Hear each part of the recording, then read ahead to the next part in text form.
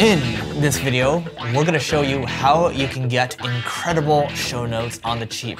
But wait, what are show notes? So if you're starting a podcast, it's in your best interest to invest in show notes. Here's the reason. A lot of people, like myself, sometimes I like reading the transcripts, sometimes I don't have audio, maybe I just want to read. I really like reading stuff, right? I use Pocket all the time, I just save a bunch of stuff. Also, I like show notes because it's good for me to also kind of go back and review. My background's in SEO, so I like the SEO benefit of show notes. Audio, search engines can't really crawl that, but text they can. As an example, Marketing School is a daily marketing podcast. So it's in my best interest to have 365 days worth of content just published every single day. And then we started a new site called marketingschool.io. The traffic just kept going up like this. We didn't build any links to it. We didn't do anything at all. Just content. And then now we're putting it on Single Grain, the marketing agency that I run. That's why show notes are really good. And at the end of the day, they're not that expensive. You already put in the work. You might as well maximize. It's a way of repurposing. If you're gonna buy a car, you're not gonna just drive it for 1 week. You're gonna drive it for as long as you can, right? So that's what you wanna do with your content. So what I recommend is this.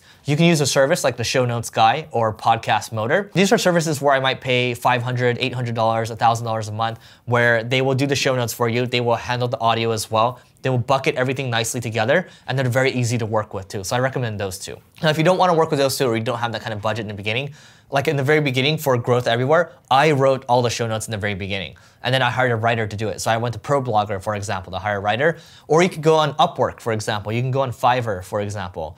Or you can go on AngelList, and you can find people that are younger, hungry, ready to work with you. Maybe they want some mentorship from you, and you can just get show notes on the cheap. But you can start to establish a process that way, or you can work with an agency that has everything kind of built in. That's kind of what we're doing right now, and that way you can grow really quickly. So I recommend doing that. I think it's great for SEO traffic. I think it's gonna bring you more opportunities. It's just gonna build more of a reach for you.